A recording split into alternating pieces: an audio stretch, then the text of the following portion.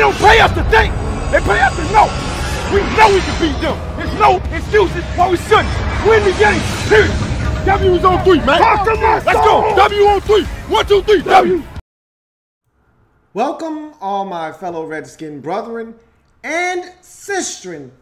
I am your man and resident Redskins fan, Lou. Thank you for joining me here on the Redskins Report Live. Dressed in all black like the Omen, which means we took one on the chin, 33-19, to our biggest arch nemesis in the Dallas Cowboys in a nasty rainstorm at FedEx Field.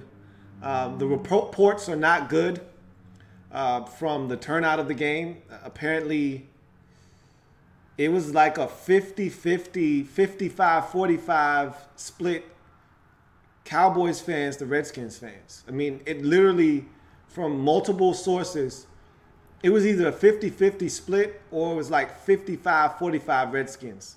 Or, like just barely more Redskin fans than Cowboys fans. And at the end of the game, when the outcome was no longer in doubt and the Redskins fans had vacated, like half the stadium was filled with Cowboys fans still. And you could hear it on TV. I could hear it on television in the first quarter. When the Cowboys fumbled, there were a smatter of cheers, but there were a lot of boos. When the Cowboys made plays, I heard a lot more cheers than I did boos. And so I knew, just off of the television, I could hear that there are a ton of Cowboys fans there. And that's a little disheartening. But, you know, I'm not one to harp on the turnout of the crowd because I don't go to games my damn self. So who am I to urge and implore fans to come out, especially when it's wet and nasty out, and support the team when I don't even do it my damn self. But nonetheless, going into that particular game, like, this wasn't an ordinary Dallas week for me. I couldn't even allow myself to get hyped up for the game. I wanted to. I was more amped for the Philly game because at that time I still saw a semblance of what the Redskins could be. We still had a semblance of a team going into that Eagles game. By the time we got to the Cowboys game in Week 8, I had already resigned the fact that this isn't the same Redskins team that I thought after the Week 3 win versus the Raiders or the Week 4 loss versus the Chiefs going into the bye week that I thought this team could do something big this season. This is not the same team. And I was going to come up here and rant, and I may still do that. But I did a Kirk Cousins video yesterday, and the thing that really irks me, and I try not to get into this, I see a lot of Redskin fans that get into that whole Kirk Cousins discussion and the Jay Gruden discussion, and they get bent all out of shape because, you know, they're fans who just don't get it. You know, they're fans that want to blame Kirk for everything. Give the man no credit for what he does do and fault and blame him for everything that goes wrong with this football team. Is Kirk perfect? No, he's not perfect. Could he be better? Absolutely. Could he play better in certain situations? Yes. Yes, nobody is doubting that. No one is trying to proclaim Kirk Cousins the next coming of Tom Brady, Aaron Rodgers, Drew Brees, Ben Roethlisberger, or any of those guys. No one's crowning him that. But he is a good starting quarterback in this league. And if you don't have one, you don't stand a chance. And we have one, so why would you want to let him walk away? I don't understand that. But in any event, yeah, I'm getting a lot of Jay Gruden needs to go, and he needs to be fired, and he's a terrible play caller, which I don't know how you reach that conclusion off of what you've seen this season. I don't know how you reach that conclusion, but okay, fine. When you start to lose, you really start to see how your fan base is put together, how well it's put together. And when you start to lose, the true colors of the fair weather, knee-jerk reaction fans, they come out the woodworks. When you're winning, all is sweet. Everyone's on board. Everybody's excited. Where all is one. But once the shit hits the fan, you've got different factions of fans within the fan base that want to do this, that want to do that, that don't even understand why it is they want to see things done. And I used to say this to Cowboys fans all the time, the ones that wanted Tony Romo gone. You don't remember what it was like without Tony Romo, do you? I used to always say that to them. And the only reason it was okay to get rid of Tony Romo was because you had something else. And that's always been my argument with the Kirk Cousins haters and the people that want to see Kirk go is, okay, so you want Kirk gone. Who are you replacing him with? If you don't have an answer, don't tell me we'll draft somebody. Because you don't draft a quarterback at 20, at 18, at 16, at 14. They're usually all gone. The good ones are by then. And don't tell me about Dak Prescott. Don't tell me about Russell Wilson, because it's rare that you get a starting quarterback outside of the first round, outside of the top 15 picks or so. It's rare. It's rare. You've got to get lucky to get a Kirk Cousins in the third round. You've got to get lucky to get a Dak Prescott in the third or fourth round. I think Kirk was in the fourth round as well. You've got to get lucky to get a Russell Wilson in the third round. You've got to get lucky. Look around the league. Look at how many of these starting quarterbacks were first round picks. The vast majority of starting NFL quarterbacks right now, first round selections. And I'll take it a step further, top 15 selections. It's rare to go outside the first round and find a franchise QB. So don't tell me we need to get rid of Kirk. For who? Who are you replacing him with? Have you forgot where we've come from? Same thing I would say to Cowboys fans.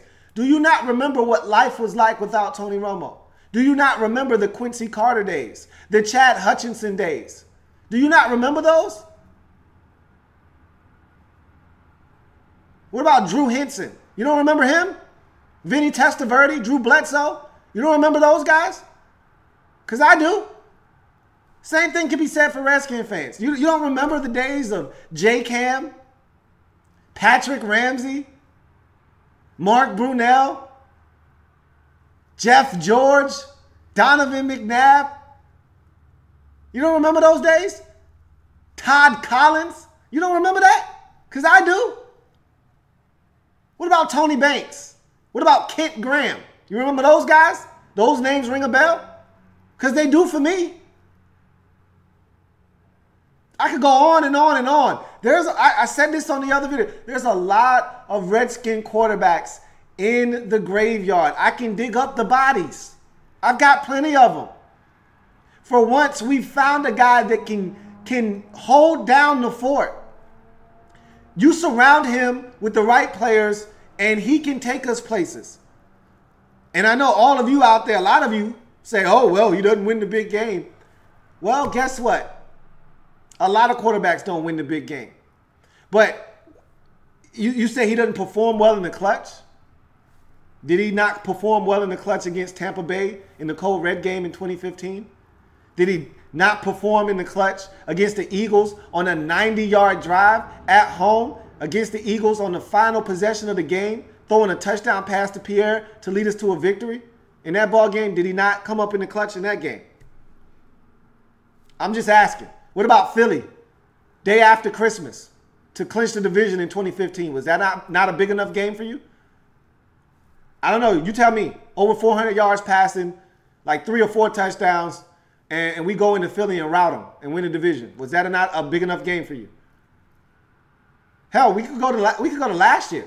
Yeah, there were some brain farts at the end of the season against Carolina and New York. I'm not dismissing those. But the defense didn't help us in those games either. But I'm not dismissing. He was not good in either one of those games at all. Absolutely not. But he's growing as a quarterback. But last year, was he not clutch in the Cincinnati game? Did he not put us in a position to win that game?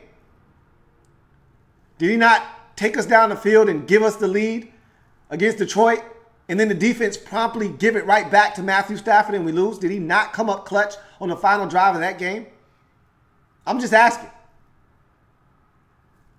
You tell me. Was he not clutch against Green Bay on a Sunday night?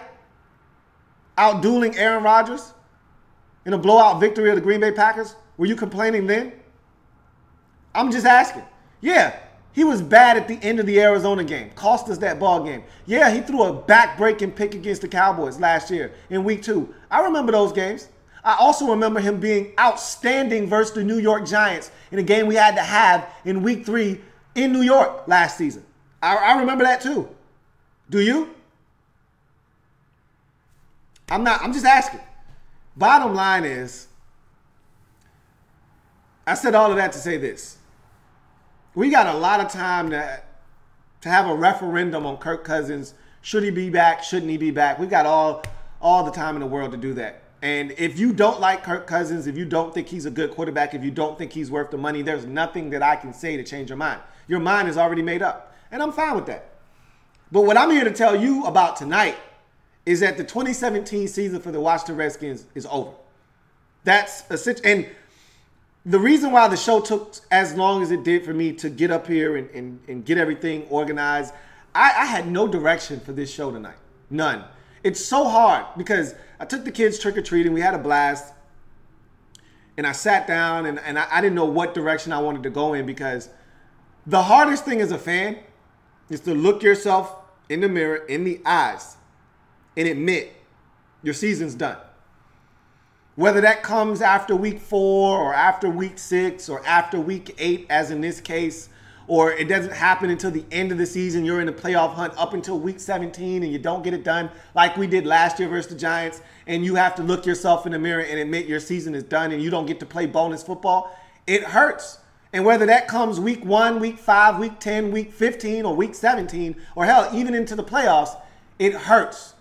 Nevertheless, doesn't matter when it happens. And for us, it just happens to be week 8. The season is done. And I know you look around and you say, bruh, it's week 9. We're 3-4. We got plenty of football left to play. True. True. That is absolutely factual. But I'm here to tell you, there is no way in hell this team, with all of the injuries, is going to be able to overcome and win ball games consistently enough to qualify for the playoffs.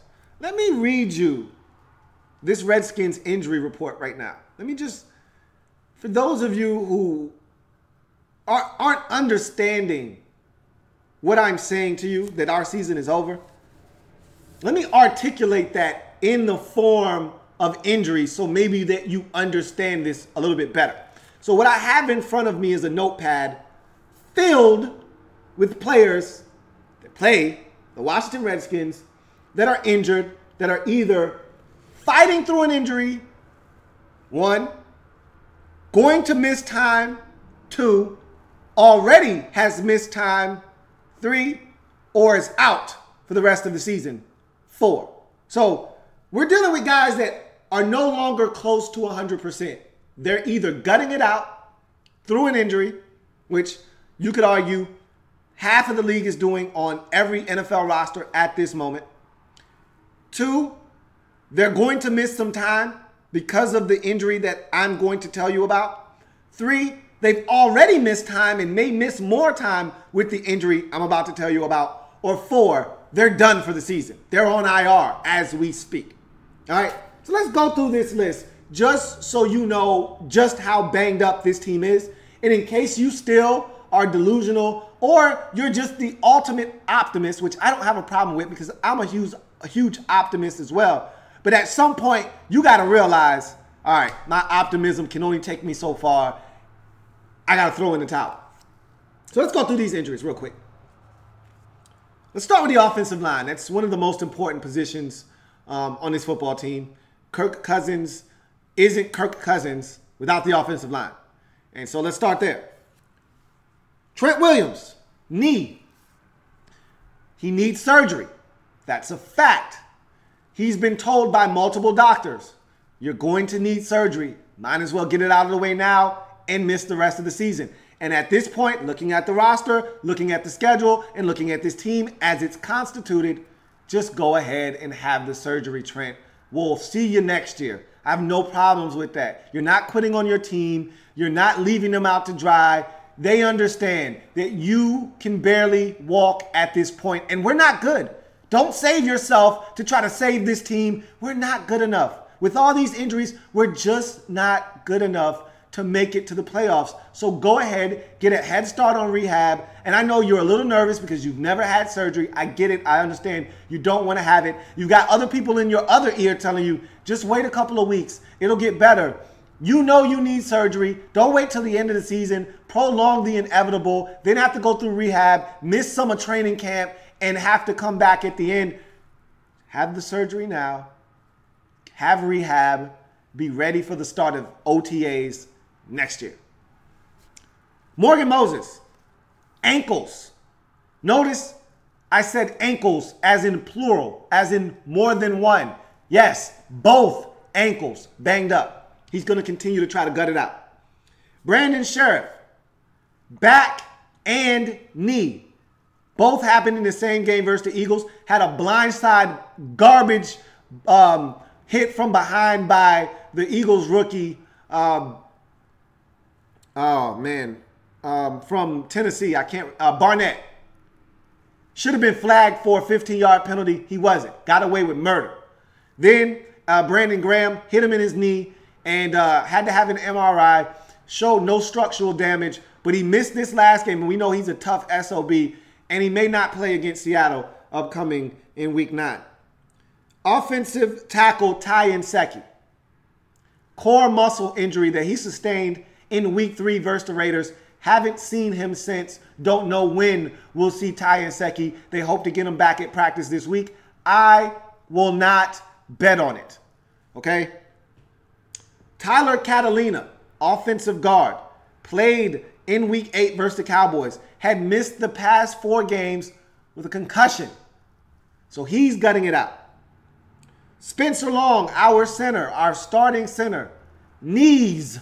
Notice I said knees with an S, as in plural, as in both of them, which is why he did not play in Week 8 versus the Cowboys, which is why he may not play in Week 9 versus Seattle.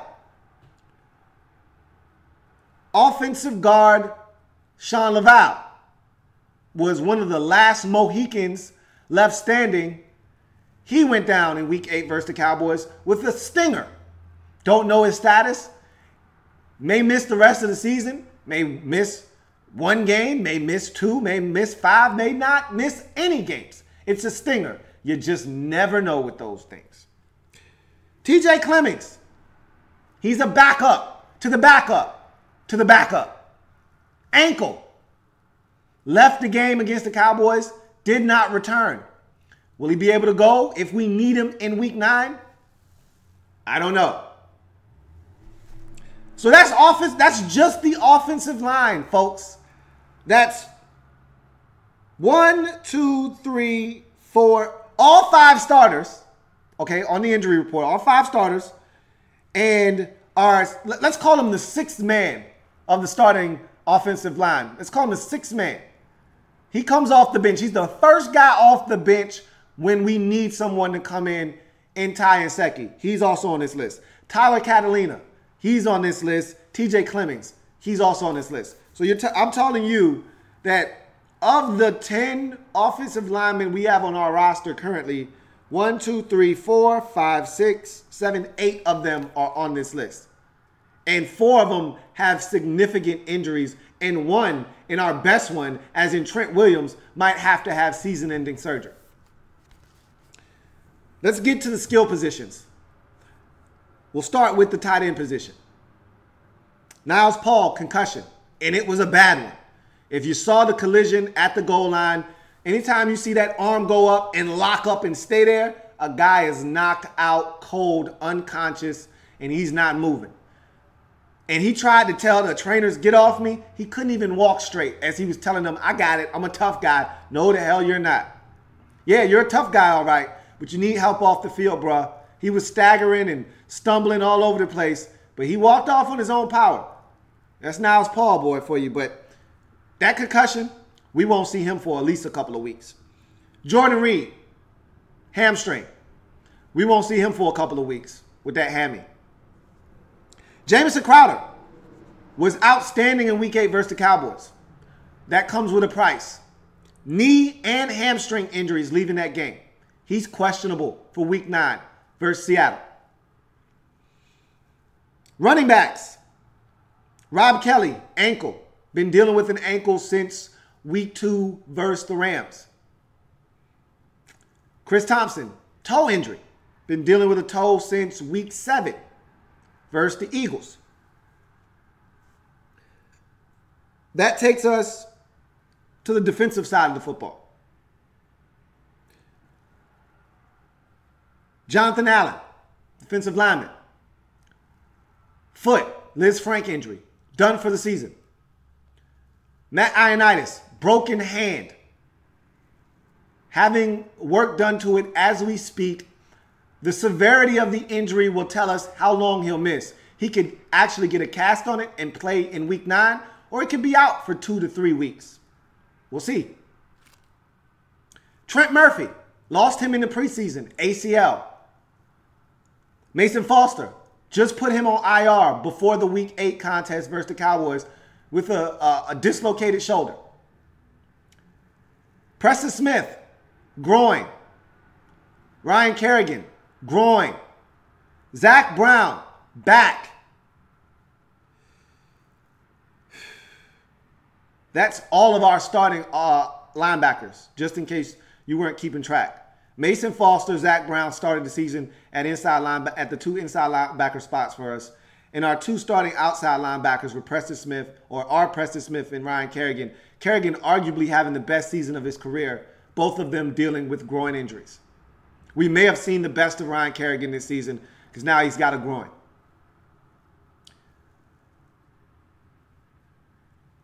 Let's get to the secondary now. Josh Norman, ribs, came back and played for the first time in Week 8 since week number 4 versus the Chiefs. Bashaud Breeland, knee. We thought he was okay because he played in Week 7 after sustaining the injury in Week 6 versus the 49ers. He came back and played the very next week in Week 7 versus the Eagles, only to sit out Week 8 versus the Cowboys, and now is scheduled to have an MRI this week to determine the severity of the injury. Fabian Moreau, rookie corner, hamstring, has been battling through that for the last 3 weeks. Didn't play in week number 8. Monte Nicholson has been dealing with a shoulder since Week 3 versus the Raiders. He's been in and out of the lineup every single game. Every single game. Week 8 was no different. Started the game, played well, injured the shoulder again, left the game. Who came in for him? Stephon McClure. What did he do? Get injured. Knee and hamstring. DeShazer Everett, hamstring. Has been dealing with a hamstring since Week 3 versus the Oakland Raiders.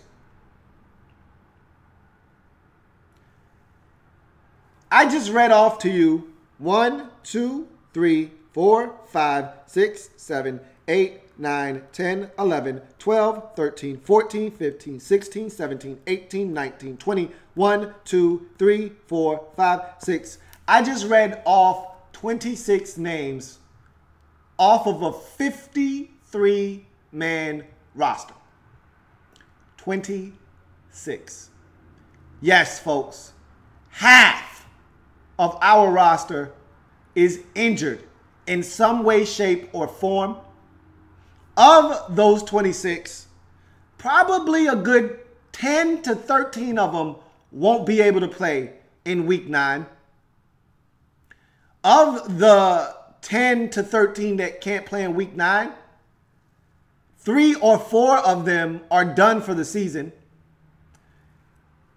And of those 10 or 13, excluding the 4 that are already 3 or 4 that are done for the season, there are another 2 or 3 that are pending that could be done for the season. of the 26 and of the 10 to 13 that won't play, there are another 4 or 5 that are questionable that might not play and could be out for longer than just a week or two. It's pretty bad. And I don't know how many teams have been hit by the injury bug this season as hard as we have. You'd be hard pressed though. I know a lot of teams that have guys missing for the entire season, and that sucks. But at what point do you say, all right, take 4 or 5 of my guys for the season? Don't hit me with 26 though. Don't hit me with 26 guys missing sometime at some point in the season. Don't hit me with that. We can't come out of a game unscathed. We can't come out of a game saying, well, all the guys that were injured coming into the game didn't re-aggravate anything. We got guys coming into the game that are injured, that re-aggravate, that hurt something new. Then we got other guys that weren't hurt coming into the game that get hurt every week, like clockwork.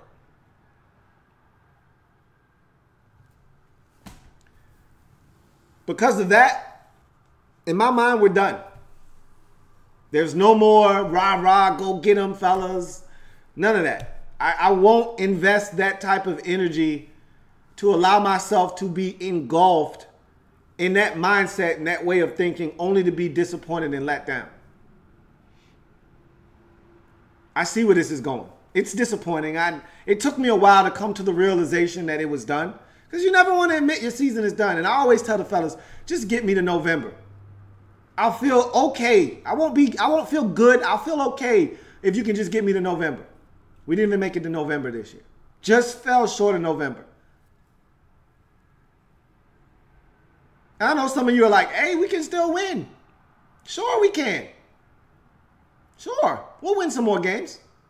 Which is why we won't end up with a great pick. And I'm not one to tank. I can't stand that term. I want to win every single game we play. I don't give a damn if we're 2-14, 2-13, last game of the season. If we win, we don't get the number 1 pick in the draft. I want to win. Damn the number 1 pick in the draft. That's my mindset. I want to win. Period. End of discussion. So there's no 7-on-7. Okay. We can go bow and go if you like. I've got it all set up. Hey, you know what? Let's do that right now. Let's go bow and go. Why the hell not? Redskins bow and go. So we lost to the Cowboys in week 8. It was expected. Some of you may not have expected it. I did.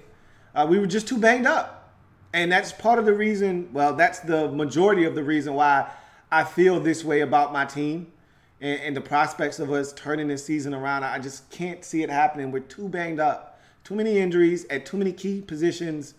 And our wide receivers are horrendous right now. And so I can't see this season changing for the better with the way that this team is constructed right now at this very moment.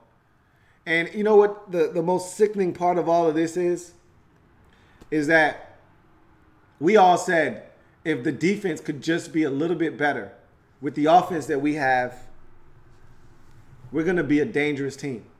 And the defense got a little bit better. And the offense wasn't the same.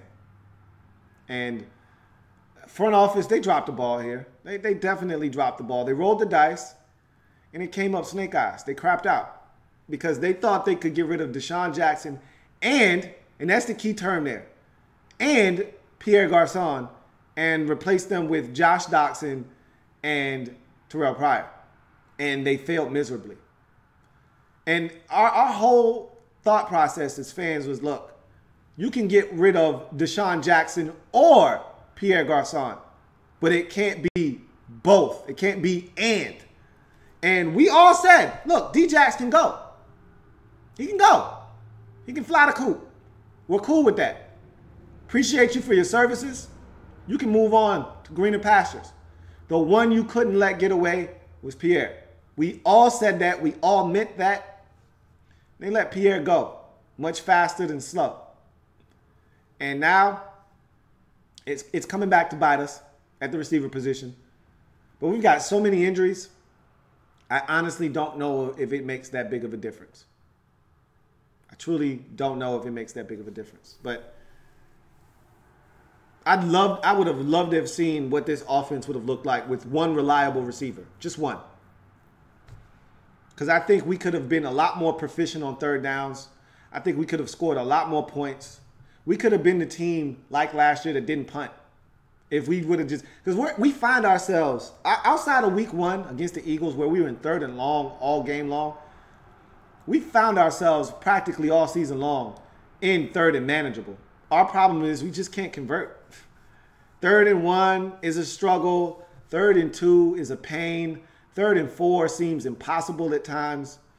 3rd and 5 or 3rd and 6, which are manageable down and distances, we just can't convert them like we used to. And to me, the direct correlation is our receivers don't win like they used to. Take it a step further, we miss Pierre Garçon. And I hate to keep harping on that because he's gone and he's not coming back. But you add that into the fact that we are just the walking wounded right now, and I just can't see us overcoming all of this adversity. Our tight ends that aren't injured, and when they're not injured, they don't block. So the run game isn't as prolific as it could be. I think the front office dropped the ball in the draft last year. There were so many different backs that we could have gotten, and we selected Samaje Perine. He's okay, but I told you, just like Ryan Anderson, I wasn't in love with the pick. We needed a true pass rusher, a true difference-making edge rusher, and we took Ryan Anderson, a run-stopping outside linebacker, a physical outside linebacker that will stop the run but will have limited to no impact in the passing game. And all of you out there try to tell me, this guy's a beast. He may turn out to be. But there's a couple of things I know. I know good receivers when I see them. I know good pass rushing when I see him. He is not it. I told you that from Alabama. He's not it. I know dynamic pass rushers when I see them. He doesn't have a dynamic bone in his body. He is a physical mauler. He'll be the first to tell you, I don't care about the combine. You know why you don't care about the combine? Because you don't have that kind of athleticism. You're not going to test well. I'm a football player. You know who says that they're a football player? The guys who aren't athletically gifted. They have to make up for it in other areas, which is fine. But it doesn't help you at a position like edge rusher. But in any event, when it rains, it pours. And it's pouring in D.C. right now. Literally, it rained on Sunday, and I don't see this season being much better. I told you this was going to be a very somber episode.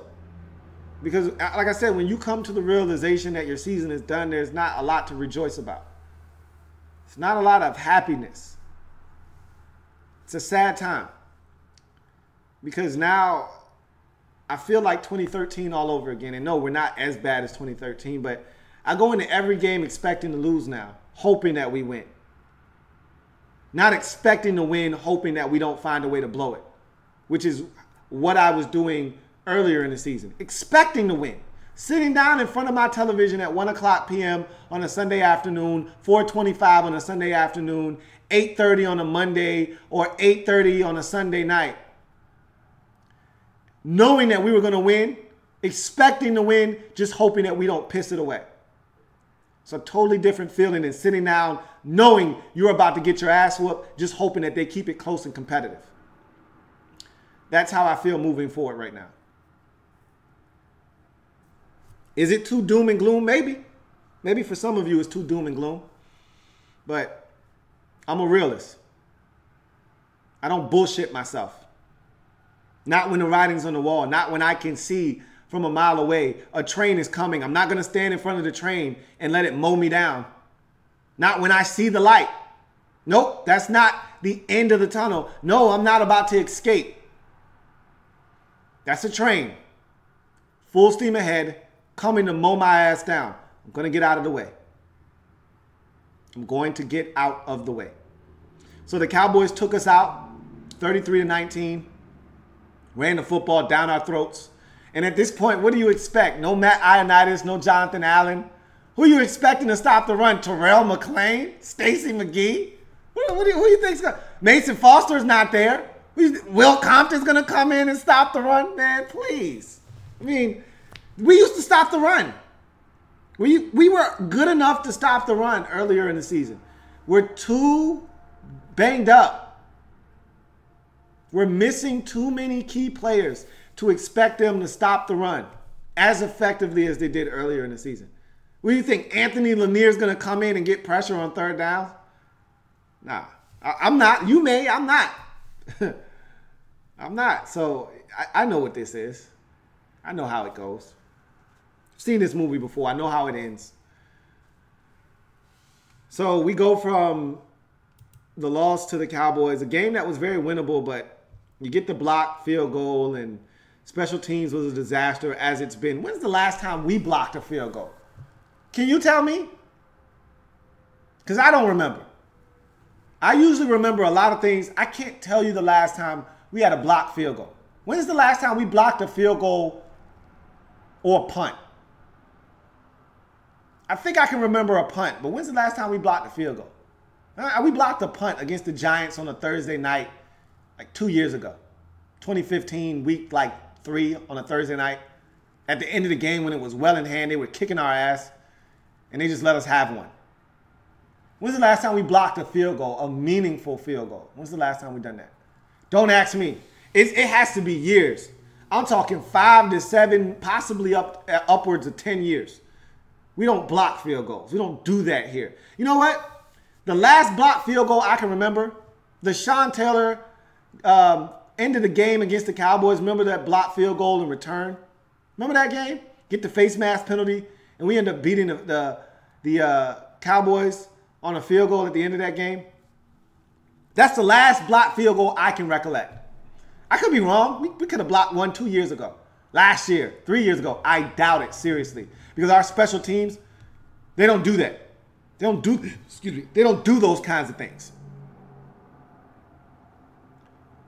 I remember last year, Jamison Crowder returned a punt for a touchdown versus the Ravens. Has he had anything close to resembling anything like that since? He's probably had more fumbles on punts than he has 15-yard punt returns. I'll go out on a limb and say that. Since that Ravens return. Chris Thompson fumbles a kickoff. Special teams has been a disaster. Has been. Continues to haunt us. We had opportunities in that game, but we just weren't able to take advantage. Let's go to week 9, where you're asking the Redskins to go on the road versus the Seattle Seahawks, a place that has been a house of horrors for the Redskins over the years. And you're asking them to win the football game, which, I'm going to be honest with you, I just don't see happening. I'm sorry. I don't. I don't know about you. Maybe you're optimistic. Good. Someone has to be, because I'm definitely not. And with all the injuries and all of the guys that may or may not play, it's hard to even game plan. I mean, a lot of people want to get rid of Jay Gruden. What do you want the man to do? How are you going to game plan to get Jamison Crowder the football and you don't even know if he's going to play on Sunday? How are you going to game plan to get Jordan Reed involved when you don't know if he's going to play on Sunday? How? Those are two of your best players on offense. And you can't put them in the game plan because you don't know if they're going to be available or not. How are you supposed to game plan to beat a team when you don't even have a full complement of players that are any good? What are you going to tailor your game plan to getting Terrell Pryor to football? Good luck with that. We've seen that story this year. We know how that ends. Be nice to get Josh Doxson involved, but damn, can he catch the football? I don't know.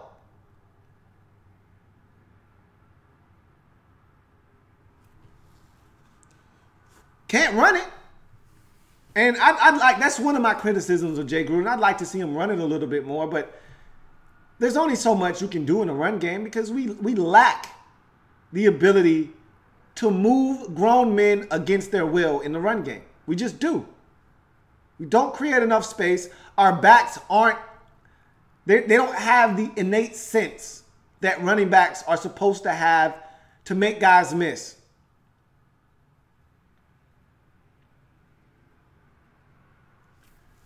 John Gruden said something to me that stuck with me. When I was watching the Cowboys play in week 3 versus the Arizona Cardinals. He said BYOB. And you know BYOB can stand for anything you want it to stand for. But in the case of John Gruden, in this particular instance, BYOB was be your own blocker. That's what he said for Ezekiel Elliott.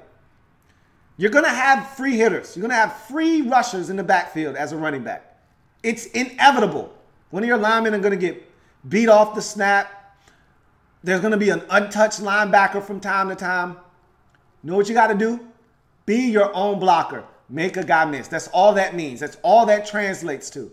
Make a guy miss. Got to be able to do that yourself. You got to be able to take a 3-yard loss and turn it into a 1-yard gain. You know how big that is to not be in 2nd and 13, instead 2nd and 9?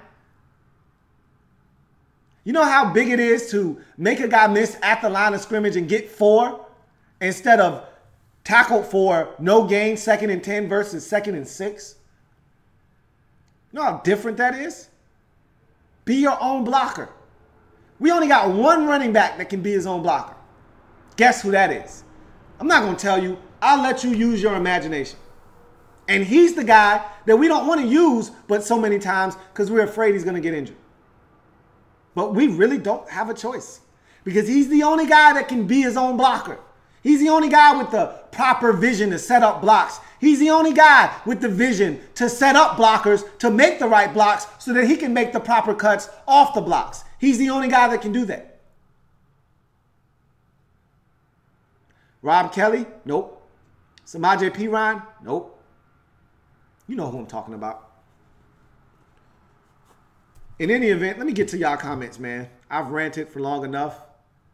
See what y'all talking about.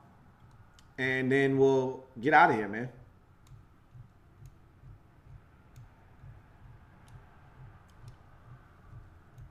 All right.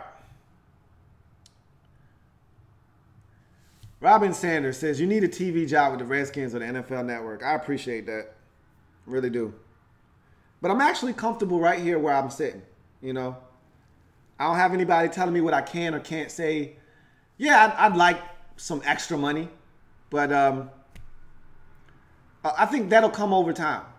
Whether it's you, the viewers, that help support this channel.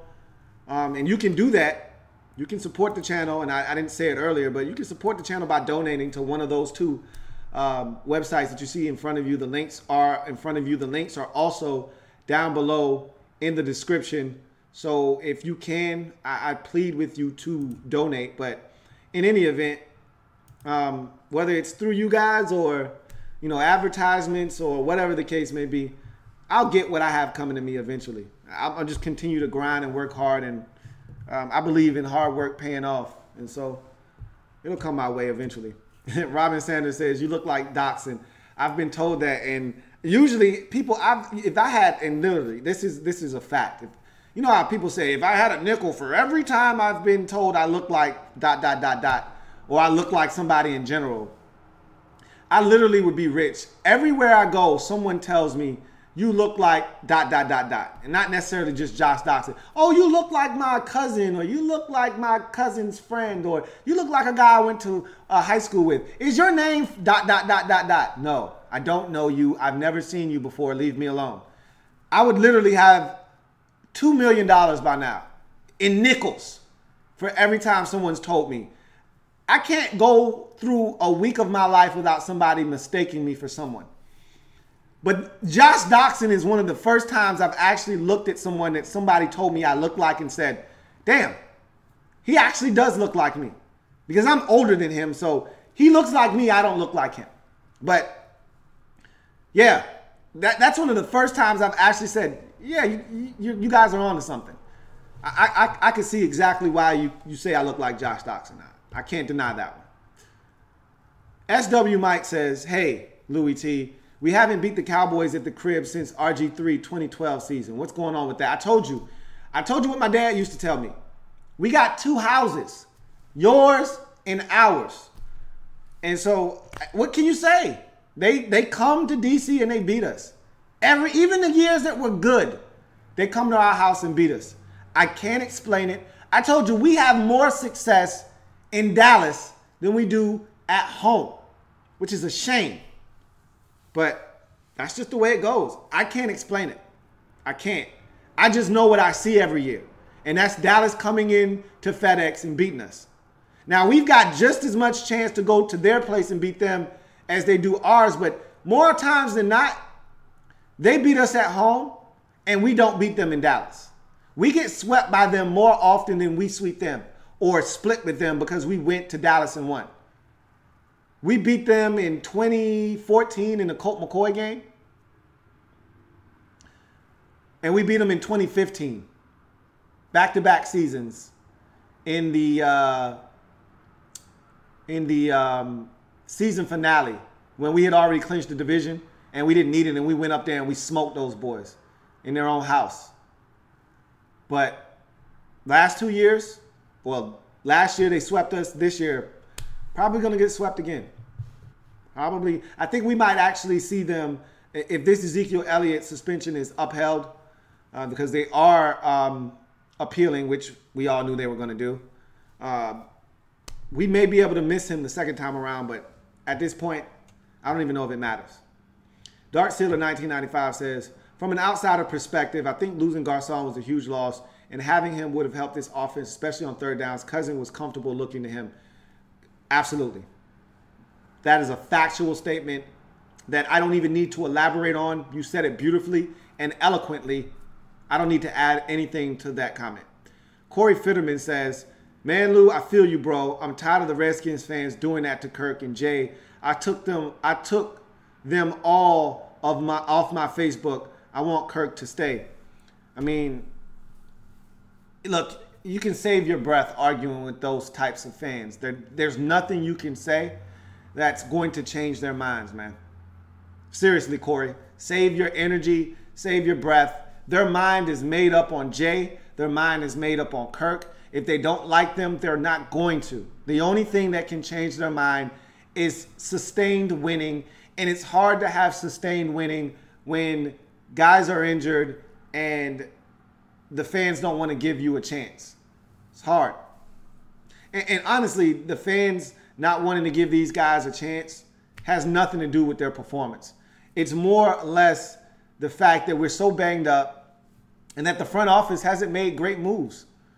You know, they dropped the ball in the draft, to me, with Ryan Anderson. Didn't like that pick. Still don't like that pick. I wanted Terrell Basham. I wanted Anderson. Tim Anderson. What is his name? Tim Williams. I would have took either one of those guys instead of Ryan Anderson.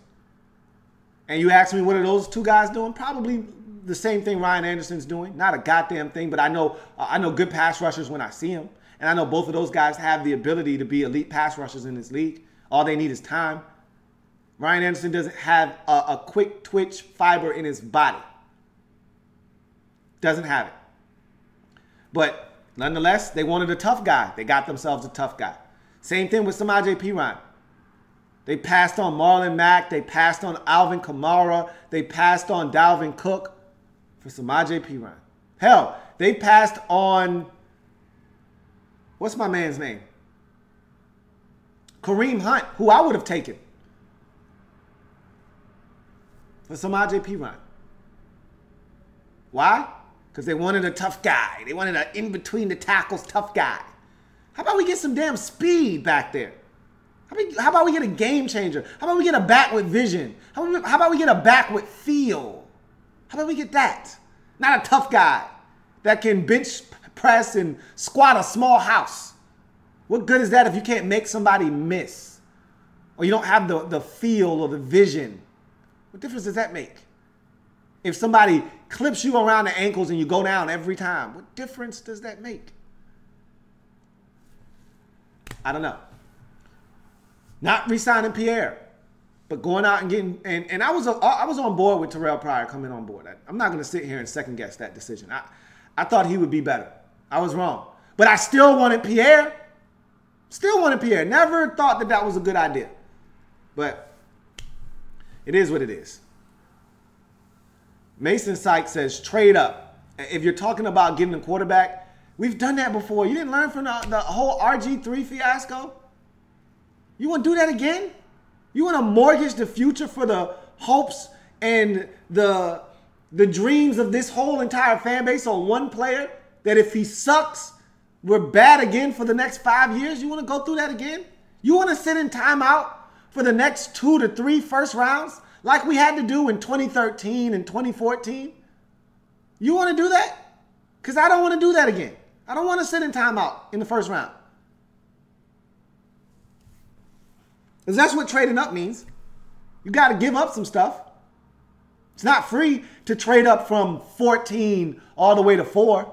You got to pay for that. Did you see how much the Bears had to give up just to trade up one spot to get Mitchell Trubisky?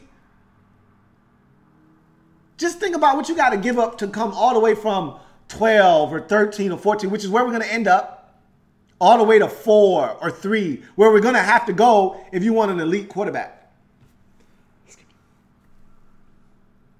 You got to get lucky like the Texans did and get Deshaun Watson at 12. They got Deshaun Watson at 12. And that was luck because the Bears wanted Trubisky, because the Chiefs wanted Mahomes. And so Watson fell into the Texans' lap. And they had to trade all the way up. All the way up. They don't have a first-round pick next year. Now, it's paying off huge dividends for them. But you got to get it right. It's a crapshoot. Patrick Mahomes could be garbage. Chiefs don't have a first-round pick next year either. He could be trash. We don't know. They're going to find out. They better be right because they're casting Alex Smith aside to do that. They better be right. They could be wrong. And if they are, they're going to be bad for the next 5 years. Scared money don't make money. If that's what the Redskins have to do to find their next quarterback, if Kirk Cousins isn't that guy, so be it. But you better be right. Because we had a franchise quarterback. So you better be right. Mason Sykes says, what do you think the Redskins draft first round? Hard to say right now. Obviously, free agency will dictate what the needs are of this football team. So impossible to say right now because the Redskins could re-sign Kirk. They could go out in free agency and get a good wide receiver and feel confident that, okay, we're good at receiver. A proven veteran in this league that we know can come in and produce, along with Jamison Crowder and Doxson. You might be fine at receiver at that point. So then you may still need a receiver, but you won't need a first-round receiver. So then what do? I don't know. I still want a running back. I thought we should have got one last year, a good one. They may not think we need a back. Now that you've drafted P-Ron, they may be comfortable with the trio of backs we have. I'm not. Because in that trio of backs, I see one difference maker. And he's not an every down back. I still would love to get a pass rush. I think Trent Murphy's last year, the deal was this season. I don't know if he's coming back or not. He is arguably our best pass rusher, which is sad in itself. Could use one of those. Junior Gillette, 1 year deal, hasn't really shown us anything. Do you want to sign up for that again? I don't know if I do. We need pass rush help. So there's a number of different routes we could take. Hard to really say right now, honestly. Cloud says some Redskin fans like to shit on Kirk because they look at other QBs on other teams and compare them to theirs. Every team does that. Every fan base does that. That's the problem with fans is that they don't appreciate their own because they're so busy admiring other teams' quarterbacks. They swear they're not comparing him to Aaron Rodgers or Tom Brady or Drew Brees or Ben Roethlisberger. They swear they're not comparing him to the greats. But every time they bring up his faults, sounds like they're comparing him to the greats to me. He can't carry a team on his back. How many quarterbacks in the league can? Well, when Aaron Rodgers doesn't have a run game, stop comparing him to Aaron Rodgers. Don't tell me you're not comparing him to the greats of the game. And then when we say, well, most quarterbacks in the league can't carry a team, and then the first name out your mouth is, well, Aaron Rodgers doesn't have a run game. Aaron Rodgers doesn't have a defense. He's Aaron freaking Rodgers. That's why. One of the greatest quarterbacks we've ever seen. Kirk Cousins is not that. Stop comparing him to those guys.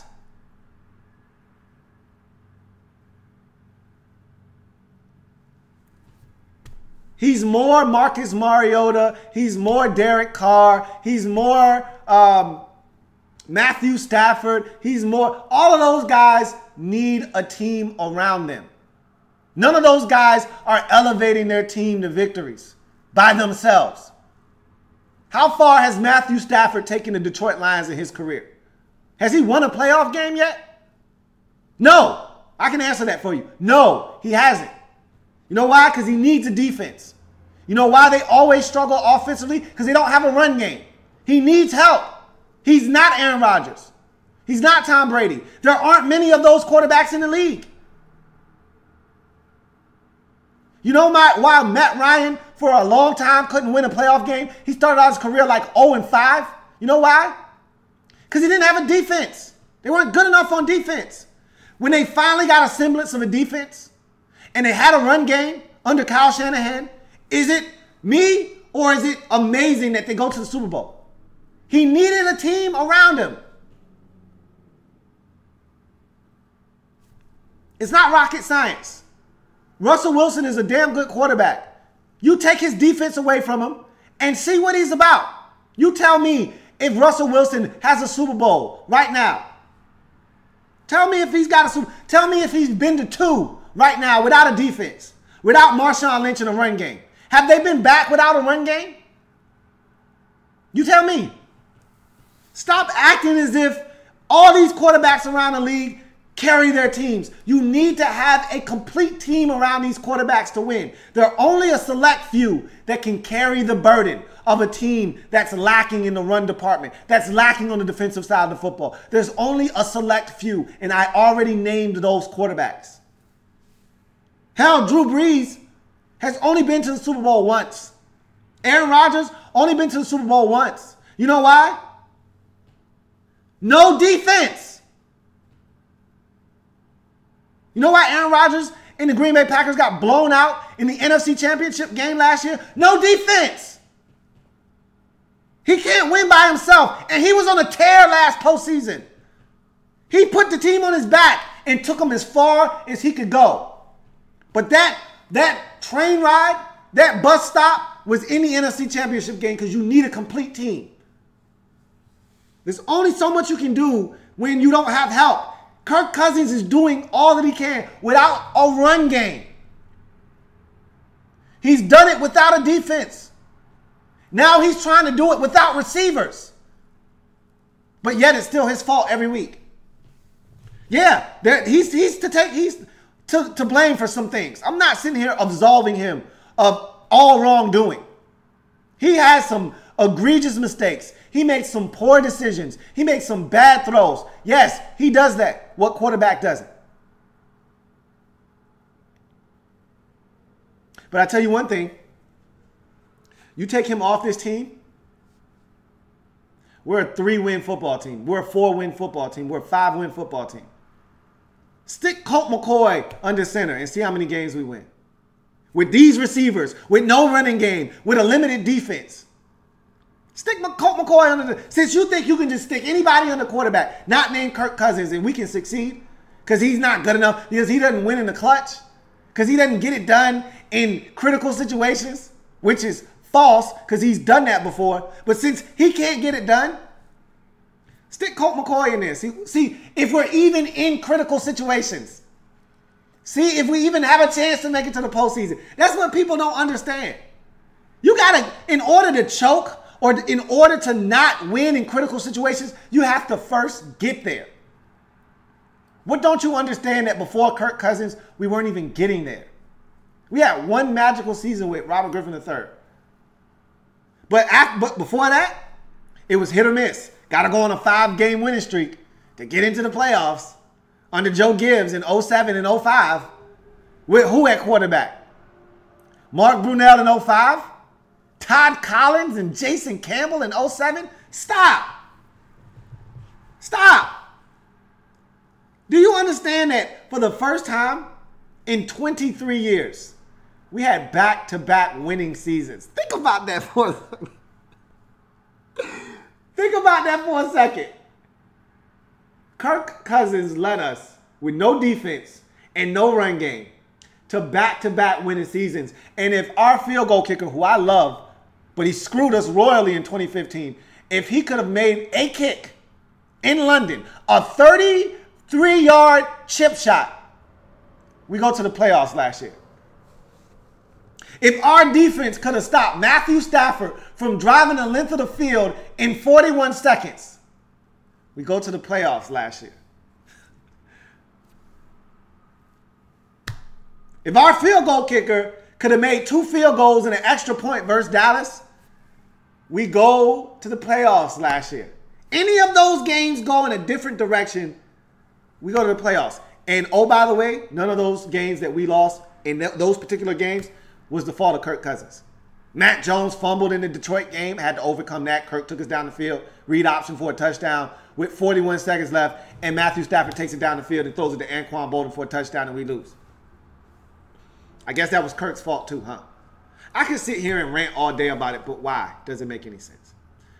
Ouija HTTR says, these Redskin fans, quote-unquote fans, he says, that want to get rid of Kirk and Jay are the same idiots who play blackjack and yell, hit me when they are holding 20. I'm not here to demean anybody. I'm just here to spit facts. You want Kirk gone? You want Jay gone? Okay. Who are you replacing him with? And why? Because before Kirk and Jay, we didn't have back-to-back winning seasons. I know a lot of people, oh, you guys have set the bar extremely low. How the hell are you going to win a Super Bowl when you can't even put together back-to-back winning seasons? You got to start somewhere, right? Don't talk to me about winning a playoff game. How about you win back-to-back, have back-to-back winning seasons first? I always laugh at the Raiders fans because the Raiders fans, they're so delusional. Raiders fans are, we're going to win the Super Bowl this year. How about you make the playoffs first, bruh? I would always tell them that. How about you get over 500 first, then make the playoffs secondly, and then thirdly, win a playoff game, and then you can talk to me about winning the Super Bowl. You can't skip steps.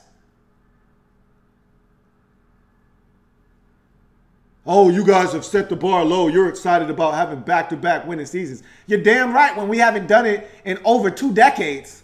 Yeah, I'm ecstatic about that. Would have loved to have had that been accompanied by another playoff berth. Should have been. No, Kirk didn't put his best foot forward at the end of the Arizona game. No, Kirk didn't put his best foot forward at the end of the Dallas game. No, Kirk didn't put his best foot forward last year in the game against the Giants at the end of the season or Carolina. No, he didn't. But there are a number of other games that he did put his best foot forward, and it still wasn't enough because he didn't have a run game. And oh, by the way, we had one of the worst defenses statistically in NFL history last year. And he still had us in a position. Yes, Kirk did, without a run game, without a defense, to make the postseason. And if one of those other games that I mentioned, Cincinnati, Detroit, Dallas, if any of those games go differently, one of them, any of them, pick one, we go to the playoffs last year. Mason Sykes says, when is Josh Norman coming back? He played last game. He's back already. Cole Hunt says, keep Kirk. I do not want Lamar Jackson, a.k.a. RG4. LOL. He would be fun in Madden, though. I'm good. I'm going to pass on Lamar Jackson, man. I'm good. I'm good. Dark Steeler 1995 says, I feel the Skins should have went after Jay Ajayi, used Thompson as a slot guy, or like how the Browns used Duke Johnson and the Panthers used McCaffrey.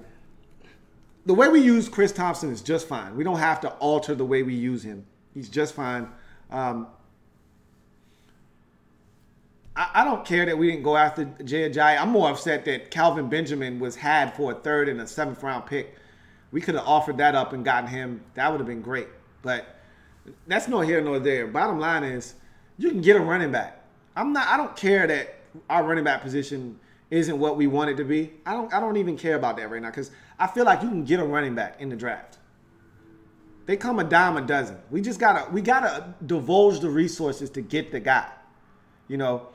There's been this long running saying in the league, you can get a back anywhere. You don't have to spend a 1st or even a 2nd round pick on a back. I don't believe that to be the case. You want an elite back, much like an elite left tackle, much like an elite quarterback, you got to get them early. The longer you wait, the reason those guys are around is because the value of those players starts to diminish as you get deeper and deeper into the draft. There's teams that are going to unearth gems. Good football players in the 3rd, 4th, 5th, 6th, 7th round. Guys that go undrafted that end up being really good players. It happens every year. But again, you're looking for more of a sure thing. And the closer you draft to the front of the draft, the closer you're getting to a sure thing. Nothing is guaranteed in the NFL draft. It's all luck and happenstance. But you heighten the chances of you getting a really good player by selecting the best that the college ranks has to offer early in the draft. Patrick Avellino says, I feel bad for Skins, man. Or it could be worse. You could be the Browns or the Niners. I don't even look at it that way. A lot of people love to throw that out there. You could be the Browns. You could be the Niners. Yeah, you could be, but we're not. And I don't take solace in other teams' misery. That doesn't make me feel good. I know Redskins fans that'll say something like, well, as long as the Cowboys lose, I'm happy even though we lost. I don't give a damn about the Cowboys losing. If we don't win, F everybody else. I want to win. I don't take solace in other teams' pity, in other teams' misery. Misery loves company. Yeah, that's true to an extent. But I'd much rather my team do well. I really could care less about what everybody else's team is doing. So I don't look at the Browns and 49ers and say, boy, luckily that's not us. Because who are we to point? I always tell Redskins fans this. Who are we to point and judge? We're not any better than them. When's the last time we won a Super Bowl? When's the last time we won a playoff game? Who are we to point at the Niners and laugh? They've won a playoff game. They've been to a Super Bowl more recently than we have. Who are we to point and laugh and judge? I always talk to the Redskins fans because a lot of times we can be delusional. We have this complex about us, this air about us that we're entitled or we're privileged for some reason. Like it's still the 80s, early 90s or something. Like we're circling the Browns and the 49ers on the schedule and some fans feel, oh, we're supposed to blow them out. Why? You think they're not circling us on their calendar saying, hey, we need to beat the Redskins? They're not good. When the hell did we become good enough to start looking at teams, looking down our nose at them and saying we're supposed to beat them by 30? When did that happen? We're not good enough to do that. So I tend not to do that. Rodney Ray says, surprising Junior Gillette stayed healthy. Yeah, he has stayed healthy, but it hasn't manifested itself to anything. So, there's that. Dark Sealer 1995 says, Ryan Anderson reminds me of Jarvis Jones, Lou. Trust me, he wasn't athletic and it killed him. Because when you have the athleticism, at least you can blow by guys. I feel the pain. Absolutely. That's a really good analogy. That's a really good comparison because there's only so much you can do when you lack raw athleticism. You know, if you've got great technique, you can still win. But I don't see great technique from Ryan Anderson. I just see a caveman approach. I'm going to out-physical the guy in front of me. Maybe you'll get a bull rush every now and again, jack a guy up, put him on skates, get to the quarterback that way. But most guys can stand up to a bull rush at this level. In college, yeah, you get a mismatch against a tackle that's just not physical enough, blow him back into the quarterback and get you a sack. But, you know, people got excited because he had 8.5 sacks last year at Alabama. I said, man, he played at Alabama. Everybody was eating on that defense. He lucked. I watched him on tape. I said, man, this dude is lucking into stuff. Because this guy missed a sack and he cleaned it up. He didn't win right off the snap. He was unblocked for 3 of them sacks. But whatever. Andre P. Musgrove says, sad to see you depressed, Lou, but I feel you, man. This shit is like a painful death. I hate watching games knowing what the outcome is going to be before it happens. That was the first time in 2 years, that Cowboys game in Week 8, where I watched the game and I knew what to expect. Even when we were winning early, I said it's not going to last. Third quarters have been the death of us this season. We have been dominated thoroughly in every third quarter this season with the exception of the Raiders game. For some reason, and I can't put my finger on it, we can't execute in the third quarter. Defense can't get off the field. We turn the ball over. We had 2 fumbles against the Cowboys in the third quarter. Can't win like that. And you can blame Jay Gruden for that. Guess he fumbled those footballs. Guess he drew up the defenses that couldn't get off the field against the Eagles and the Chiefs in those respective games that allowed us to have a total of like 6 snaps in the third quarter. Guess he was the fault for those too. Give me a break. I'm not going to talk about the draft early, Cruising, and you know that. I don't even know why you... Just because your Giants are 1-6 doesn't mean I'm going to start talking about the draft early, man. My team stinks, but you know I'm going to ride it out to the end. There will be no draft talk until it's time for that. Patrick Avellino says, sorry again for the state of your team, but great vid as always. Hey, man, I appreciate it. You don't apologize because my team stinks, okay? All right? Don't apologize because my team stinks. It happens. That's what being a fan is all about. The highs, the lows, the ups, the downs. You go through it as a fan. Because at the end of the day, you're going to ride or die with your team. And every fan base has endured this. There are some lucky ones. Patriots fans don't know what it's like to go through these types of bumps and bruises, ups and downs, and roller coaster rides since Brady has taken over for the most part.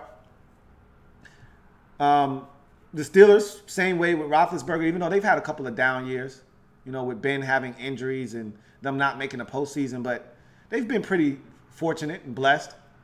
But most teams have been through this. Most fan bases know what it's like. You don't have to apologize. SW Mike says, Louie T, is this the worst you think the injury has been in a season?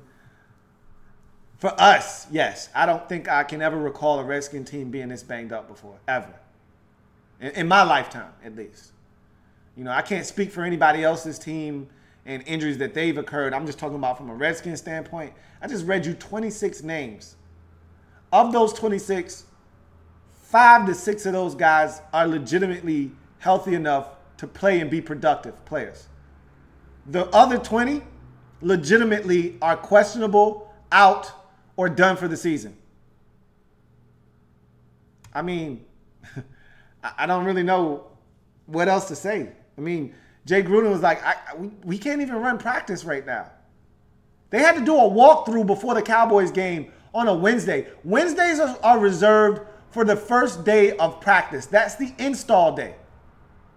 They had to do a walkthrough because they couldn't field enough players to conduct practice. Think about that for a second. Melvin Glossen says, where did we go wrong in the health department? We're pathetic, and why does every team in our division seem to be getting their shit together? I don't have the answers for you, Melvin. I don't. And you can't say every team. The Giants look worse than we do. Just the Eagles and the Cowboys seem to have their shit together right now. And us and the Giants don't. But I don't think this is a bad team. I just think the injury bug has bitten us. and ravage this team so badly that we don't stand a chance. We were a good football team just 3 weeks ago before all the injuries started to take effect. We were a good football team. I was still expecting this team to make the playoffs. Just 3 weeks ago. And we were dealing with injuries then. It's gotten far worse since then. Light years worse. Exponentially worse. To the point now where I'm reading off a list of 26 guys that have some type of ailment. You look around the league and on some team's injury report, you'll see 5 or 6 guys, max. Last week's injury report had 17 guys on it. 17 players! And that's not counting the guys that were already out for the season. 17! The Cowboys had 5!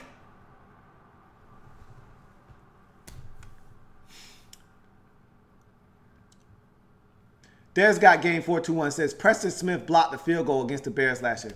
Go figure, that would happen. I told you every time I say, when is the last time this happened? Somebody always tells me, oh, it happened last year against the damn Bears. Like we needed it against the Bears. How about you block a field goal against the damn Cowboys, Eagles, Giants, or some team that's relevant to us? The damn Bears?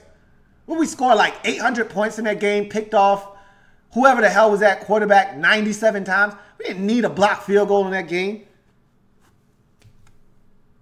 Thanks, Des.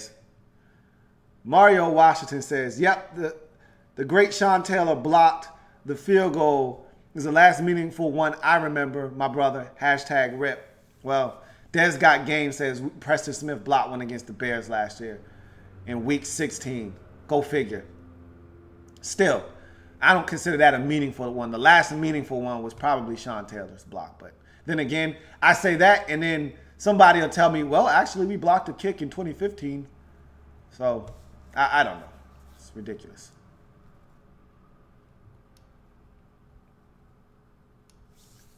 All right, let's get to some more comments.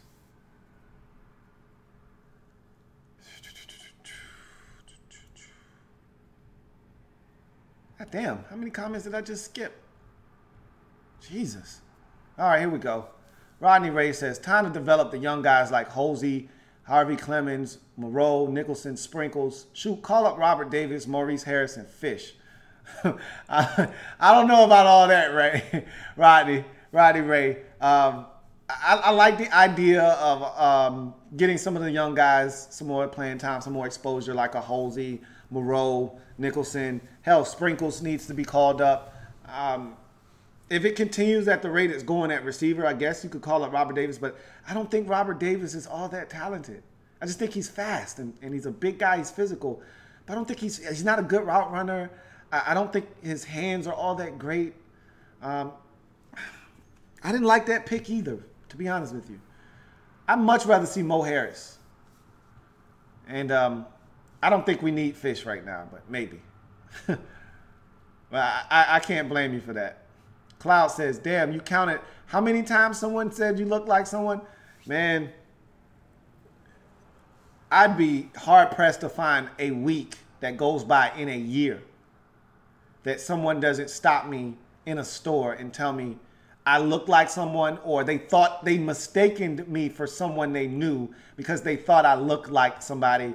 Or, oh my God, they're with somebody. Doesn't he look like John's little cousin? Don't he look like Petey?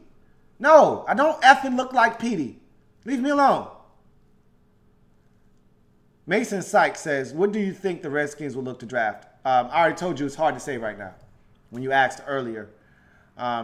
Because free agency will go a long way in determining what this Skins team needs in the draft. Remember, one of the biggest needs for this team was safety.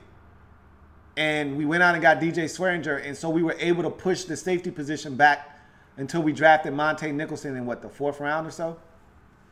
So, I mean, that's what free agency can do for you. It can allow you to push back. First thing we said, we need a D lineman. And if Jonathan Allen didn't fall into our lap, we would have drafted somebody else. But we couldn't pass on Allen. He was there at 18. No reason to pass. But we went out and signed 2 defensive linemen. That whole thought process of we need a defensive lineman, it changed when we went out and signed McGee and McClain. So Rodney Ray says, we haven't had a good special teams since 2012 with Lorenzo Alexander as the ace. Absolutely. I miss those days on special teams, that is. But Corey Fitterman says, that's what I'm saying. I question our front office and scouting department for not helping on the depth. We actually got depth, but I thought we could have been better in some certain areas. I thought they let us down.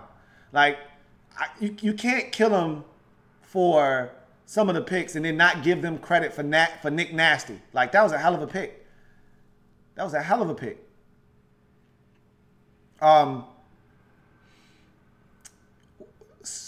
Chase Rouillet, he looks like he's going to be a damn good offensive lineman for us down the line. So that's a good pick in the what, 5th or 6th round. You know, Josh Harvey Clemens looks like he has some potential. I love Halsey. Joshua Halsey looks like he's going to be a player for us. That's a 7th round pick. So I'm not going to kill them. I'm just going to tell you that I think they dropped the ball in some areas. For sure. No doubt.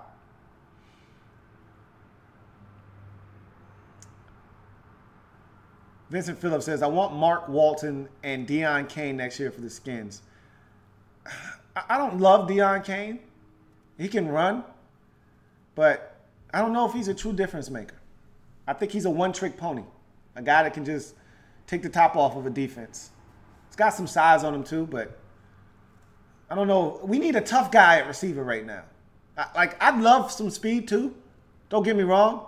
But we need a tough guy. We need a chain mover. We don't have that right now. We're missing that toughness, that edge.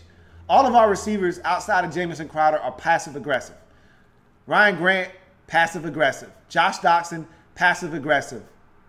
Terrell Pryor won't be here next year, so I don't even concern myself with him anymore. And Mark Walton, he may be a difference-making back. I got to watch more tape on him. Out of the U, I like him. I don't know if I love him, but I'd have to sit down and analyze him a little bit more before I could make that assertion. Corey Fitterman says, if we're going to trade up, then we better be picking Saquon Barkley from Penn State. There's no way we're going to get up that high in the draft. But that's the kind of guy that, you know, can change a team's fortunes. Seriously. You get a guy like that, similar to what Zeke Elliott did for the Cowboys. It's not a coincidence that, you know, they were, 3-13, 4-12. The year before they get Ezekiel Elliott, and the next year they win 13 games. Now, obviously, Dak Prescott had a lot to do with that as well, but Zeke Elliott came in and changed the game for him.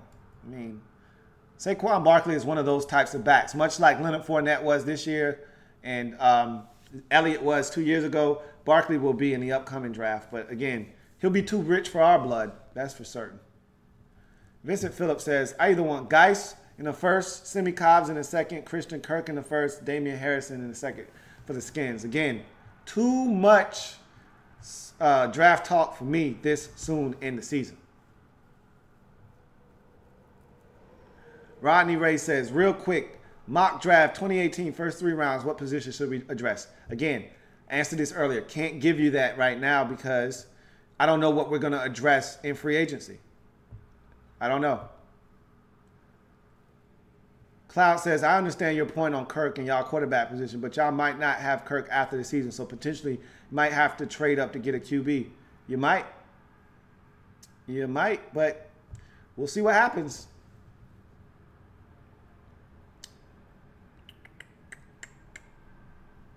Let's get to some more comments. Dark Sailor 1995 says, as a Steelers fan, our fan base wants Big Ben gone, but they don't appreciate how good he is. Redskins fans don't appreciate what Kirk is, and it's a shame.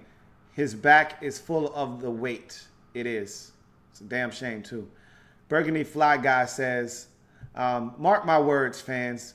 With this list of injuries and lack of production we are going to experience on offense is only going to fuel the anti-Kirk media. Everything will be his fault now. Couldn't have said it better myself, BFG. Couldn't have said it better myself. Nothing he does now will be good enough, and everything that goes wrong will be his fault.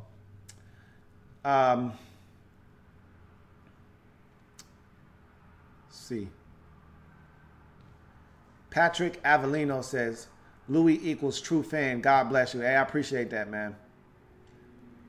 Vincent Phillips says, and what do you think about radio personalities like Chad Dukes and the Junkies that say that the Redskins should tank? I don't believe in tanking, man. I just don't. They have their opinions. Who am I to tell somebody else what to think? I just don't subscribe to that way of thinking. I'm too competitive of a person to lose on purpose. Tanking, to me, builds a culture of losing. It allows everyone to think that it's okay to lose.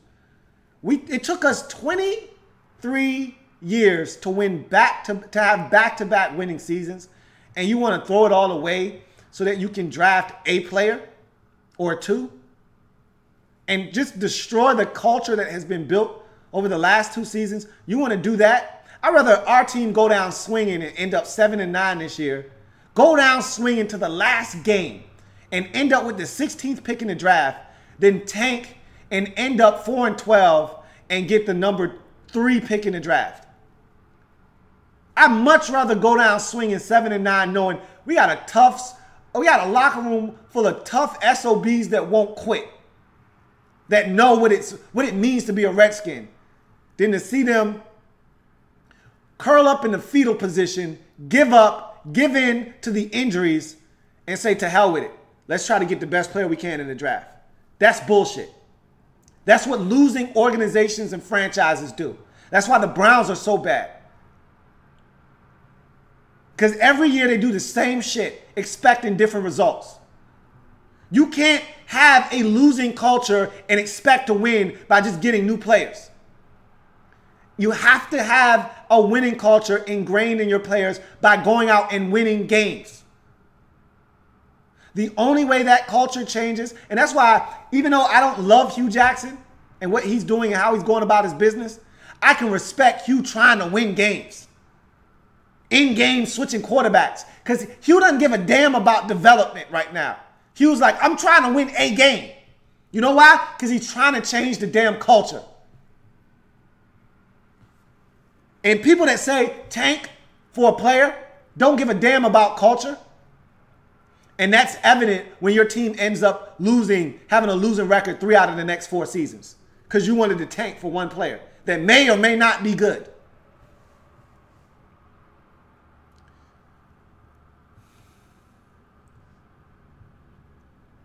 Patrick Avellino says, great running back, a dime a dozen, Lacey versus beast mode. Really? I'm not saying that. I'm telling you what other people say.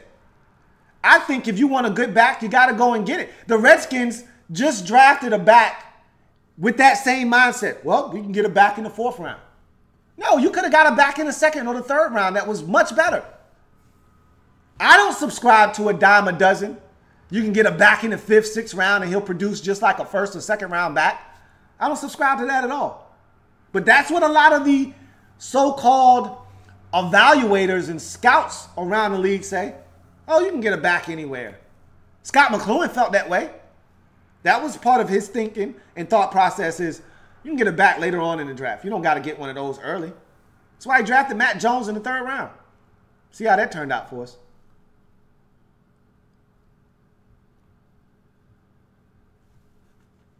Michael Briggs says, do you think the Redskins are still super dysfunctional? And do you think Jay will be Dan and Bruce's next fall guy? I think we're effed. No faith in the front office building a Super Bowl caliber team.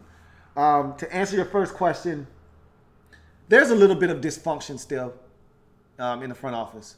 I don't think it's as bad as it used to be, but there's definitely still some dysfunction. No doubt about it. To answer your second question, yes, Jay will be the next fall guy. If things don't turn around, and he's not getting fired this year. I mean, the Redskins could lose every single game the remainder of the season. Then maybe, guys quit on them. But they see what's happening here. They see the injuries. They know what's going on here. It won't be this year, but next year if we struggle, and again, Kirk's situation, that's all their fault. That's all Dan and Bruce's fault. And if Kirk's not around next year, if they got to spend $34 million of the cap to procure his services, which means we can't go out and spend money on other areas of the team, That's the front office's fault, not Jay's fault. And he'll be the fall guy for that if we don't get it done. Ouija HTTR says, you started off real calm but then got triggered, LOL. But I feel the same way with this fan base. I did the tilt special, though. I did call it the tilt special. I told you I was going to try. I told you earlier today that I felt like this is going to be one of those types of shows. I could feel it coming because when I did the Kirk Redskins Report special yesterday, the domino effect, got a lot of ignorant comments yesterday, and I said, boy, I'm glad I didn't have a show right after that because I really probably would have went off yesterday. But I've always prided myself on not allowing that percentage and portion of the fan base to get me riled up. It's almost like they're trying to troll you. Don't feed the trolls. Eagle Speed says, getting swept by Philly has killed the Skins season. Usually it's the other way around, and the Skins would be 5-2 had they swept the Eagles. Hell, even 4-3 if they would have split with Philly. It's not the Philly games that killed this season. It's the injuries that have occurred over the last month of the season that have killed this season.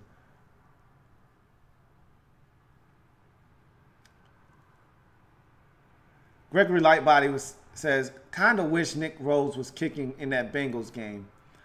I don't know if Nick Rose is any good. The jury's still out on him. We'll see. Corey Fitterman says, hey, y'all, Troy Vincent blocked that field goal against the Cowgirls, and Sean scooped it up. I remember. I forgot it was Troy Vincent that blocked it, but I remember Sean scooping it up. But, yeah, those were good times.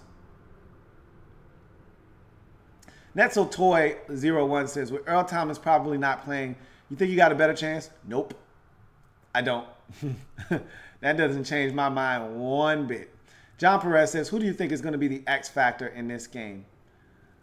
Probably Russell Wilson, because we struggle with mobile quarterbacks. The Seahawks have had trouble running. They may not have trouble this week, so we'll see if their run game comes to life against a Redskins defense that is really banged up and having trouble stopping the run of late. But Russell Wilson, I think, is going to be the X factor in this game. His ability to escape the pocket, create on the move, it's just going to kill this Redskins defense this upcoming week. Dark Sealer 1995 says the Redskins need a physical receiver that can block, a DN that can pass rush, not just sitting there doing nothing like Ziggy Hood, and an every down running back. They're trending up. The injuries have ravaged this season. I'm not down on this organization as a whole. There are some things that I didn't like that they did this offseason, but they did some good things. The Zach Brown signing, that was a great signing, and he signed to a one-year deal. They need to make it their business and priority to re-sign him in the offseason. That was a great move. DJ Swearinger, I wasn't on board with that signing when they made it. He was a great acquisition. Okay? They've done some good things. I give them credit where credit is deserved. This roster isn't bad. This is actually a really quality roster. We just have some glaring holes that need to be addressed. And if they can go out and do that, I think with a healthy football team, we can be a competitive team moving forward. But, you know, we're banged up right now. And so everything is magnified when you're banged up because now all of your deficiencies come to the forefront, come to light.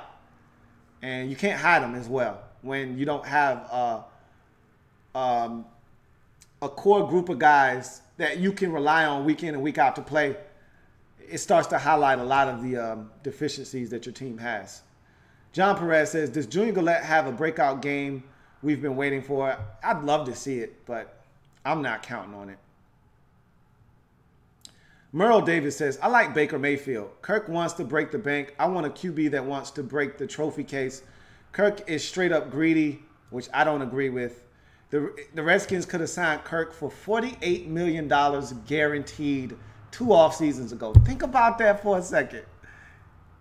They only wanted to give him 24. The man was asking for 48. Think about $48 million guaranteed. And how much of a discount that would look like today. Hell, that wasn't even a lot of money then. Okay? While Russell Wilson and Cam Newton were getting damn near $60 million guaranteed 2 years ago, this man wanted 48. And the Redskins told him $24 million guaranteed. You call him greedy if you want. I say the man is using the leverage that the Redskins gave to him. But Merle also says the Flacco deal broke the Ravens. The Kirk deal will break us. You're right. The Flacco deal did break the Ravens. But much like the Redskins, the Ravens themselves created that situation. They could have re-signed Joe Flacco 2 years prior to that. They said, no, we need to see more. Then the year before the Super Bowl run, they tried to come at Joe with some crazy numbers, and Joe said, nope, I'll bet on myself. And he went out and won the Super Bowl. What were they supposed to do? Not re-sign him after that? Redskins created this situation. You can't be mad at a player for using the leverage that the organization gave to him. This situation could have been nipped in the bud 2 years ago. Hell, Scott McCloughan said in 2015, after the Week 3 loss to the Giants, hey, we should go ahead and resign Kirk right now. Now, obviously, at that point, we didn't know how good Kirk Cousins could be, but Scott McCloughan obviously did, and he said it'll be a lot cheaper now if we do it than to wait till the end of the season. And yeah, it would have been a lot cheaper then, but even after that season, even after he threw for 4,000, even after you like that, even after taking us to the playoffs and winning the division, he still only wanted $48 million guaranteed. That was it. And the Redskins said, nope, 24. Are you kidding me? So now when you look up in the man and saying, I want $90 million guaranteed. You did that. You did that. Joshua K says, shout out to you and Burgundy Fly Guy, man. Obviously, Burgundy Fly Guy is a friend of the station, man. That's my guy. Continue to check out his content. He's continuing to churn out good content over there. So if you haven't already done so, subscribe to his channel, Burgundy Fly Guy, on YouTube. If you're a Redskins fan, how could you not be subscribed to my man, BFG? Definitely check him out.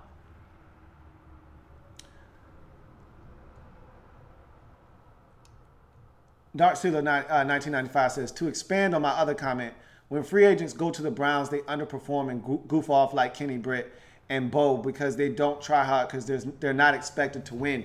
It's a mindset. You go into that locker room, and I'll read your first comment because it goes with that one. It says, tanking kills every player in that locker room's confidence and lets them feel like it's okay to lose and not try hard.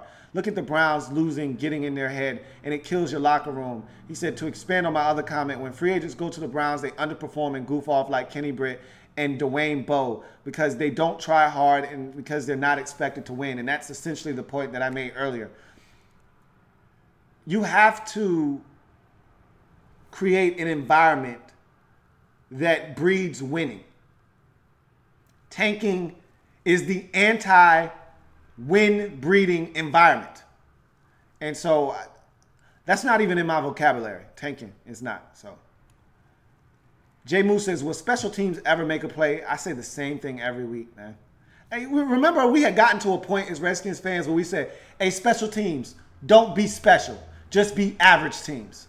Don't do nothing, okay, other than what you're supposed to do. Don't try and do nothing special because our special teams was so bad. Remember that? Just 2 years ago, our special teams was getting in the way. And we said, special teams, don't be special, be average teams. We're almost to the point where we're getting back to that. Corey Fitterman says, I've been a Redskins fan for 34 years, and I've never seen the Reaper get us like this. I'm right there with you, bro. Never seen it. It's crazy. John Perez says, do you think the Redskins should have traded for Marshawn Lynch because for some reason he hasn't done much since he joined the Raiders? He wasn't going to play for any other team but the Raiders. He wasn't coming out of retirement for anybody but the Raiders. That's his hometown team. He wasn't coming back East Coast. He hated the East Coast when he played for the Buffalo Bills. He couldn't wait to get back out west, which is why he went to the Seahawks. Marshawn Lynch didn't want to play for any other organization but the Raiders because that's his hometown team. And he hasn't played well for the Raiders this year, as a side note. So, there's that. But in any event, I've ranted long enough. I'll just quickly give you my final outcome. It's the final outcome. Whoa, yeah. I'm going to keep this short and sweet. I've listed off the number of injuries that we've had, that we have currently. We're going to one of the toughest environments to win a game, and we're going up against a mobile quarterback, which usually gives the Redskins fits. We're going up against an aggressive defense, against an offensive line that is currently in tatters. There's no optimism here whatsoever. This one is going to get out of hand either early or late, but it's going to get out of hand at some point. Redskins usually do a pretty good job of coming out and being very competitive early, and then usually right around the end of the first half, because the Redskins are the worst in the league at giving up points in the last 2 minutes of the first half and the last 2 minutes of the game, which we've done in the last 2 weeks with turnovers. And so I expect the Redskins to hang tough early, but right around halftime, give up a touchdown or a field goal. Then the third quarter is going to be horrible because it's been horrible all season long. And then the Seahawks are going to run away with this game 33-16 in week number 9. And when we lose, we usually give up 30 points. That's been another one of our MOs this year, whether it's a late turnover that gets the team to 30, like the Eagles game in week 1, or the Chiefs game in week 4, or last week's game against Dallas in week 8. Whether it's a late turnover on the last possession of the game that gets the team over 30, or, you know, the Eagles game where they had 34 well in the mid portion of the fourth quarter. When we lose, we give up 30. I see that being the case in this game. Redskins dropped to 3-5 on the season with this loss, and you hope you can come home and find a way to get some players back healthy and get a win against a Minnesota Vikings team that may be getting Teddy Bridgewater back in week 10, coming off of a bye week. Good luck with that. Doesn't get any easier for the Skins as the season progresses, but this is no pity party. I'm not asking for sympathy nor empathy from anybody out there. It is what it is. And so we'll take our medicine. It happens, you know, but I just want to see this team continue to fight. And we'll see if they continue to fight, despite all odds, over in Seattle in week number 9. That's going to do it for your man, Louie T, here on this edition of the Redskins Report Live. I am a Redskins fan, etched in burgundy and gold. My Redskins spirit will never die. Redskins spirit will never fold. Until we meet again, hail to our beloved Washington Redskins. Pretty somber episode. I know. I get it. I understand. But I told you that it was going to be this way. And you don't have to agree with me. You know, you can continue to fight, rah-rah, think the Redskins have a legitimate shot at winning every single week, because I'm delusional once the game starts and the ball's kicked off. I'm delusional too. I'll sit there and think we got a legitimate shot at winning, but I know better. I know better. You know, in the back of my mind, I'll have the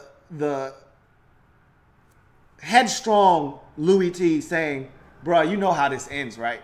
You know, the delusional Louie T will be like, come on, we can win. And in the back of my mind, there'll be a voice ringing out quite loudly that'll say, bruh, stop.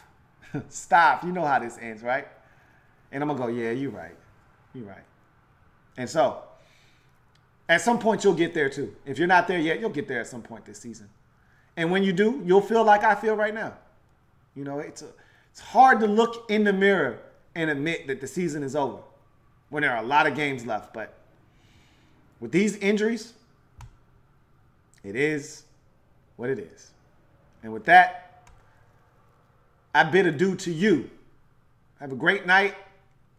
See you tomorrow for winners and losers. And then see you Thursday for Thursday Night Football overtime. Bills and Jets. Till then, I'm your man, Louie T, signing off. No reason to tell the fellas to go get them. Just go out and compete, fellas, and try to stay healthy. That's all I can ask from you.